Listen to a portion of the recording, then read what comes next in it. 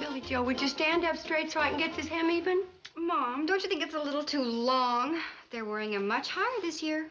Well, one year they're wearing them higher, and the next year they're wearing them lower. I leave mine the same way. Every other season, I'm in style. Saves wear and tear on the material. You know, it's mighty quiet down in the lobby. Yeah, I noticed that, too. Strange. Usually when Uncle Joe, Sam, Charlie, and Floyd get together for poker, you can hear Uncle Joe arguing and hollering all over the hotel. Well, maybe Uncle Joe's winning. No, then the other three would be hollering. What's going on down there? Now, Sam, as chief of the Umquaws, you sign the treaty first. Then can we play poker? Sign the treaty. Well, there's nothing writ on here. That don't matter. It's just a reenactment. Well, I like to know what I'm signing. Sign it. And hold your Tommyhawk up higher. Now, you pass the treaty to Charlie, and he signs it. I sign my own name? No. You're supposed to be Delbert Baldwin, the first president of the CNFW Railroad. While he's signing, you light the pipe of peace. Don't put the Tommyhawk down. Well, I need both hands to light the pipe. How do you spell Baldwin? B-A-L-D-W-I-N. Or this thing won't work, Joe. Can't I use a match? The Indians didn't have no matches. Well, they didn't have no ballpoint pens, neither. Okay, for now you can use a match. How do you spell Delbert? D-E... Just sign it D. Baldwin. Ooh, what kind of tobacco is this? Smells like burning radish tops. You know, I think Delbert's right. It does smell just... Will you hold up your Tommyhawk? Need any more radish tops for the pipe, Joe? That does it. What's that awful smell? Sam's smoking radish tops. Sam is smoking What's going on here? Evening, Kate. Evening, fellas, but what... We're rehearsing the reenactment of the signing of the treaty between the Umquaw Indians and the CNFW Railroad. Treaty? I don't think I ever heard of it. Well, it's a matter of documented historical fact. The Indians signed over a piece of land near Dead Man's Curve for the right-of-way of the cannonball. Oh, you mean you found it written in a history book? No, he saw it in one of those cards that came packed in the carton with these plastic tomahawks he got stuck with. I didn't get stuck with them. You've still got them after 3 years. If that ain't stuck, I don't know sticking. The sooner you fellas learn your parts, the sooner Kate can start raking in the money. Wait a minute. I don't want to look a gift horse in the mouth, but what's all this got to do with booting me into the upper brackets? Kate, what are the two things that all people hunger after? To see the reenactment of a historical event and to eat fried chicken. From such simple beginnings have come your biggest flops. You realize how many hundreds of history-hungry folks are going to flock here to see the reenactment? No, how many? Thousands. And after they've seen the reenactment, there'll be duck soup for a chicken dinner. At 2.5 a head, with dessert and coffee and one of my treaty-signing Tommyhawks thrown in. Do you mind if I ask one teeny-weeny little question? Sure. What is it? Why was Sam smoking radish tops? Kate, if you ain't going to be serious, we might as well forget the whole thing. That's the first sensible thing you said since I got here. Hush up. Kate, I guess the best way is to show you what's going to happen the day of the ceremony. Now, the lobby is packed. The chicken's frying. The people are milling about, and I hold up both hands for silence. Only one making any noise in here is you. Then we go ahead with the reenactment. Charlie here speaks the lines which I writ for him. No, it's my turn. Ugh, me great Umquaw chief of great Umquaw tribe. Me gathered here today to welcome you with upraised tomahawk, which we give 'em away free to all who sign up for chicken dinner at end of ceremony. You think it's a good idea to start the ceremony with a commercial? Please, Kate. Okay, Charlie. I am D. Baldwin, first president of the CNFW Railroad, and I am here to purchase the land from you Indians, which we would like to run over with our train. Kate, now you'll see the exact signing of the... Kate? What happened to Kate? She turned green and run in the kitchen.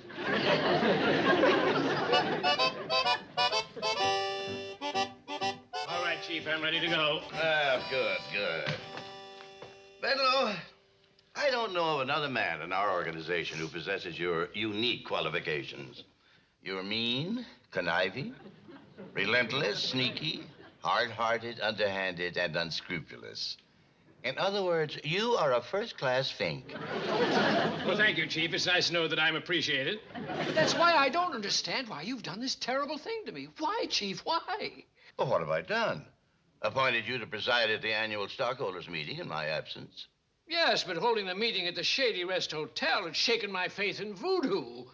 After all those pins I stuck into my Kate Bradley doll. When I first mentioned the idea, I could see your beady little eyes light up like a firebug at a 12-alarm fire. I could see the wheels grinding in your crooked little brain, picturing how you were going to bulldoze the stockholders into voting my favorite little train, the Hooterville Cannonball, out of existence, thereby ruining the lives of everybody in that happy little valley and driving Kate Bradley into bankruptcy. I must admit, the happy thought did flit through my mind. Like a bat through a damn cave. But it seemed like you'd played right into my hands. After all, if those stockholders rode on that liver-shaking bucket of bolts to the meeting at the Shady Rest, wouldn't take them 3 seconds to blackball it into oblivion. And they would have. If I hadn't arranged to hold a meeting after lunch. Oh, after one of Kate Bradley's famous chicken dinners, with corn on the cob, hot biscuits, home-churned butter, and apple pie, you couldn't get the Republicans to vote the Democrats out of existence. Or vice versa. No, you better leave. You'll miss your train.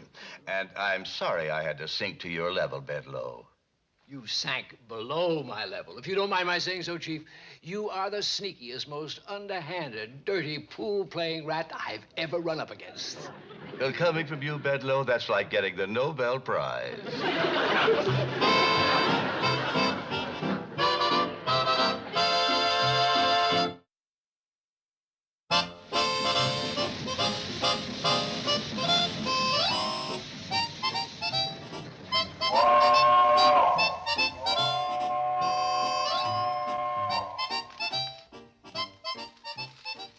Sleeping, huh? This is one time you won't beat me announcing the train.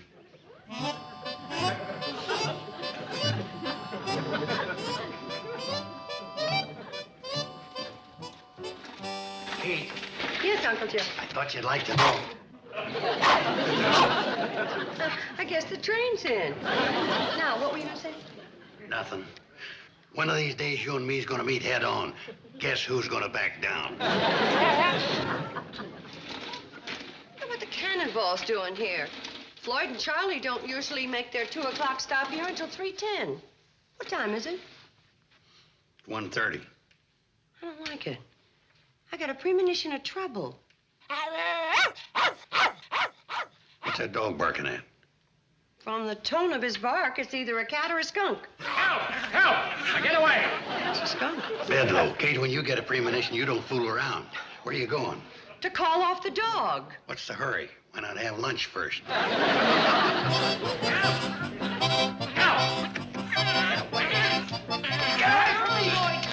Bradley, that's a vicious animal. Yes.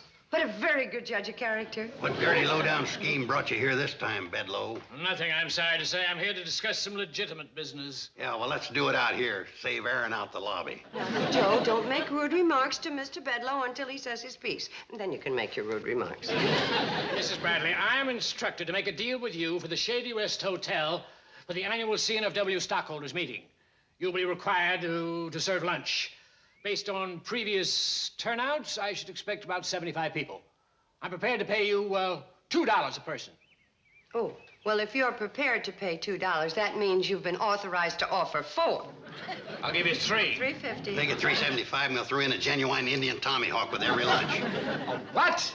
Uncle Joe, I don't think that Mr. Bedloe's interested in tomahawks unless he's sinking them in our skulls. Well, he ought to be. It's his railroad the Indians signed the treaty with. Treaty? What treaty? Yeah, where the Umquaw gave a hunk of right-of-way for the cannonball. I never heard of any such treaty. Well, it's a documented historical fact. And since your meeting coincides with the anniversary of the signing of the treaty, you ought to make it an event folks would remember. Just because you're stuck with this junk, don't try to palm it off on me. Where does everybody get the idea I got stuck with these? My final offer is $3.50 without the Tommy Hawk. That comes to approximately $265. Mr. Bedloe, knowing you from past sad experience, my instincts say pass it up. Kate. But my bank account says grab it. Here's a check from the company to bind the deal. It looks all right to me. Yes, it does. That's what worries me. Mrs. Bradley, I am humiliated to tell you that I had tried to figure out some underhanded way I could turn this transaction into a catastrophe for you, but unfortunately I've failed. But you'll keep trying. Scout's honor. Mrs. Bradley. Mr. Carson, did you say that was the Umquaw tribe? Ed Lowy said to me, I don't know of another man in our organization who's as mean, conniving, and underhanded as you are. Evans, you don't know what that means to me, to hear those words from the lips of our leader. Now, let me have that report of yours again. Well, I looked through the files, sir, and I found a photostat of the Umquaw Treaty. The Indians never signed it. Wait a minute. That means for the past 65 years, the cannonballs were running on land still owned by the Umquaws. I'm afraid so, sir. Well, don't look so sad about it. How much land's involved? It's a 10-foot strip near the section known as Dead Man's Curve. Right about here.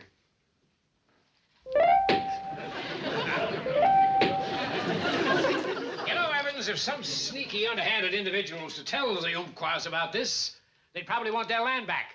And that'd be the end of that antiquated piece of kindling wood known as the Shady West Hotel. Mom, do we have to do all these? Well, of course you do. They've been stored away for years. Well, why don't we just use paper plates? Because at $3.50 apiece, people are entitled to eat on good china. You mean like this one? Oh, Bobby Joe, be careful of that. Your father got me that on our honeymoon. I didn't know you went to Niagara Falls. We didn't. We went to Pixley. The movie theater there gave them away on dish night. They gave away a different dish every week. Pikes Peak, Yellowstone Park, Grand Canyon, and 2 of San Francisco, before it shook and after. But we only got the one, Niagara Falls. Why? Well, because there was no point in going every week. They changed the dishes, but not the picture. Oh, Mom, you're just putting us on. No, I'm not. Oh, I can remember that picture like it was yesterday. The Revenge of the Redskins, starring Monty Blue. Gee, that sounds like an exciting picture. Why don't you tell us the story while you do the dishes? Well, you see, it was all about this company. Just a second. You trying to put me on? You girls wash the dishes. I got to figure out what I'm going to feed those stockholders. But, Mom, I have a date. With the dishes. You wash, you dry, you stack.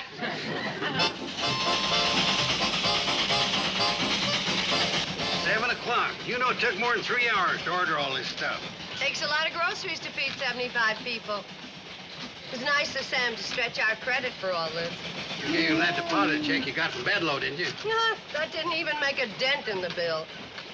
Uncle Joe, you don't suppose that Homer Bedloe cooked up this story about the stockholders just so I'd order all this stuff and then be stuck paying for it? Okay, the deal I negotiated with Bedloe was foolproof. Now, the only thing you got to worry about is if you got enough supplies. That's the least of my worries. I don't know. Do you think 40 chickens is enough for 75 people?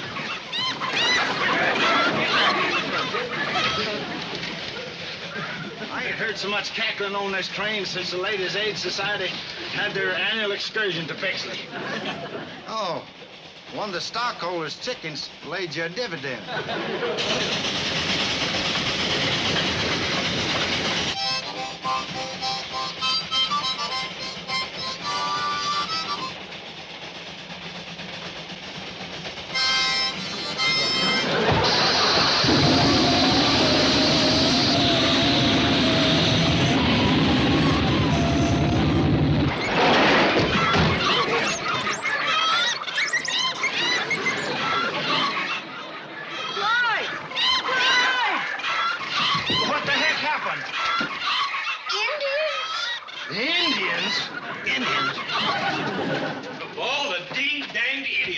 Trying to do? Get yourself killed?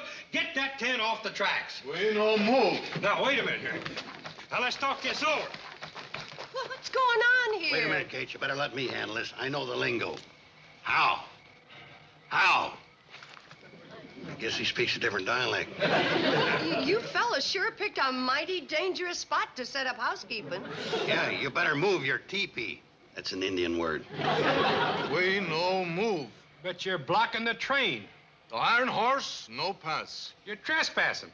That wigwam smack dab in the middle of our track. Track smack dab on top our land. This belong Umquaw. No, it don't. Don't you fellers ever read the treaties you signed? Umquaw never signed treaty. This land still belong us. Ungrammatical, but true. Homer Bedloe. I told you, Uncle Joe, I had an uneasy feeling something was going to go wrong. Mr. Carson, I owe you a debt of thanks. Me? What did I do? Well, if you hadn't mentioned the treaty, I wouldn't have thought to check our files and discover that our good friends still own this 10-foot strip of right-of-way. Well, I didn't mention it for that reason. I mentioned it relative to being stuck with them Tommy Hawks. And that isn't all we're stuck with. All that food for the stockholders' meeting. Corn, flour, 40 chickens. 31. I didn't get the windows on the coach closed quick enough. Don't go to waste, Mrs. Bradley. The meeting will still go on at the Shady Rest Hotel. You mean they'll let the train go through? My dear Mrs. Bradley, don't you think we've imposed upon these patient savages enough by wrongfully using their land for all these years? Why, if they wanted to, they could probably sue the railroad for several $1 million. Then why don't they? Because they were impressed with my honesty in coming to them and revealing the treaty was never signed. They'll be satisfied as long as they now have their land back. Back up the train, Charlie. Maybe Sam will take some of the groceries back. Mrs. Bradley, I told you the meeting will go on as scheduled. Yes, but if the train only goes this far, what are the stockholders going to do? Walk the 15 miles to the Shady Rest? Precisely. And after that long, dusty hike, they'll be sitting down picking at that beautiful luncheon that you prepared for them, hardly able to wait till they get down to business and vote the cannonball out of existence. Why, you no-good sneaking varmint. I'd rather be called by the name my Indian friends have honored me with, Snake in the Grass.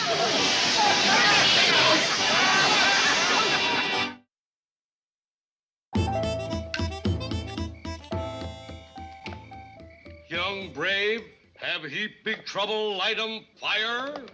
Pop, will you stop bugging me with that phony dialect? Got a match? My son, the Indian.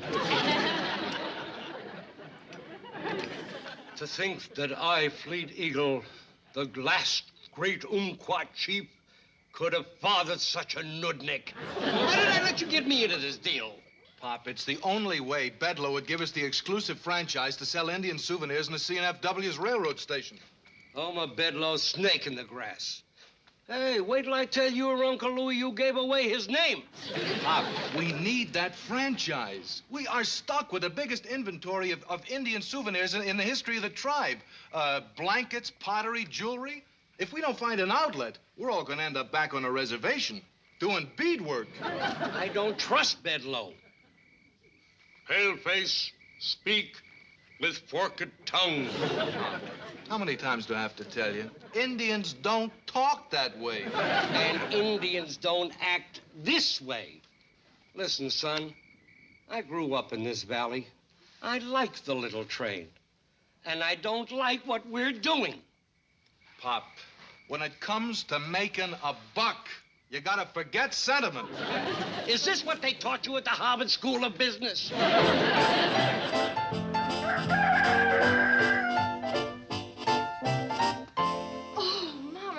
To get up this early every morning to get to school now? Yes, you are. And Billy Joe better stop primping. You got a long walk to the county road to catch the bus. Won't hurt him. When I was a boy, I walked to school every day. How far? Across the road. Looks like that awful Mr. Bedloe finally won. Sure looks that way. Well, I hate to admit it, but I agree. Them Indians will be off the track by noon today. What makes you think so? I've got an idea. Back on your 10-foot reservation. We just want to go to town, buy food. You want food, you grow it on your own land. But you wanted it, now you got it. Stay on it. What now, man of big business? They can't stop me from buying food. Let me remind you, they have guns. Well, so have we. But theirs are not made out of plastic. We brought you a snack from the Hooterville Diner. Hey, what you got? Oh, hamburgers, roast beef sandwiches, potato salad, boysenberry pie. And 4 different flavors of soda pop. Mom! Mom, where are you? What's the matter? Uncle Joe's torturing the Indians. Oh, well, that's nice. What? We just rode down there on the handcar. Uncle Joe and Mr. Drucker and Charlie and Floyd have them surrounded. They won't let them off the tracks. And the poor Indians are starving. And Uncle Joe and Mr. Drucker are standing there eating hamburgers right under their noses. It's the most horrible thing you ever saw in your whole life, Mom. We'll soon put a stop to that. What are we going to do? I'll tell you what I'm going to do. I'm going to give those poor men some food. Kate, you're going to spoil everything. We had them just about to the point where they was going to let the cannonball through. Uncle Joe, you ought to be ashamed of yourself, and you too, Sam Drucker. Well, we didn't have no choice, Kate. The whole future of this valley is being fought out right here on these moth-eaten railroad ties. Well, there must be some other way to settle this than acting like inhuman beings. Come on in. 10 isn't locked. I brought you some food.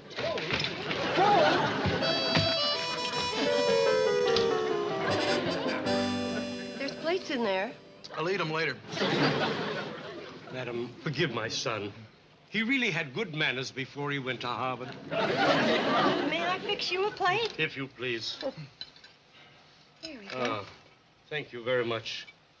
It is more than we deserve for all the trouble we've caused you. Ma'am, if we don't cooperate with Bedloe, the tribe will go into bankruptcy. Can I have another chicken leg? Right there, good.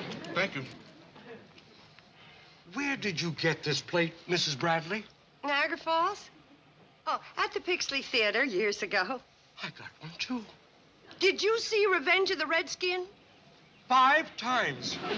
Well, you must have sat through the whole set of dishes. Isn't this a small world?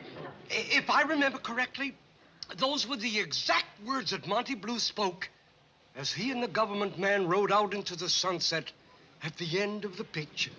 Yeah. I wish this problem could be settled as easily as Monty Blue did it. Yeah. Wait a second. Why can't it?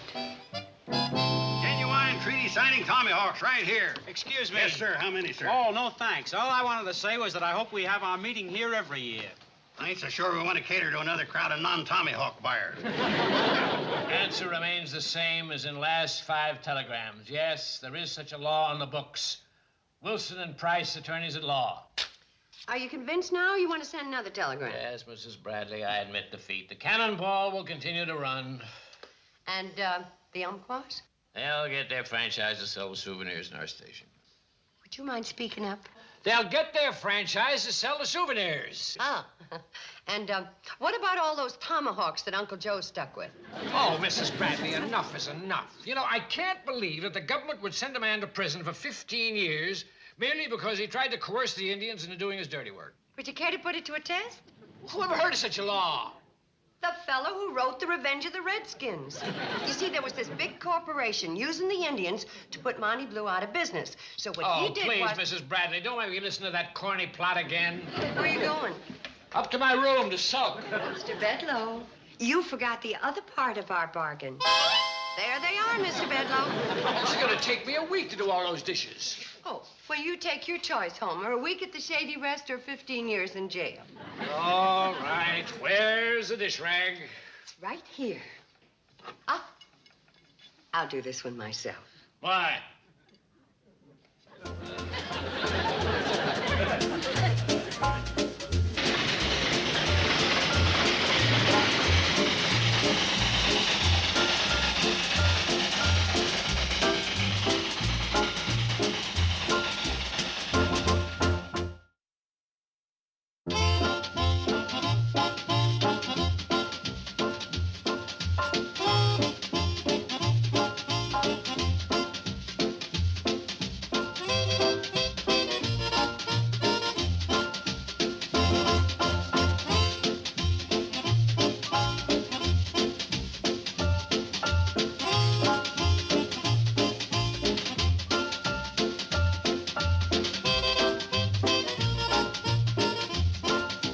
Petticoat Junction.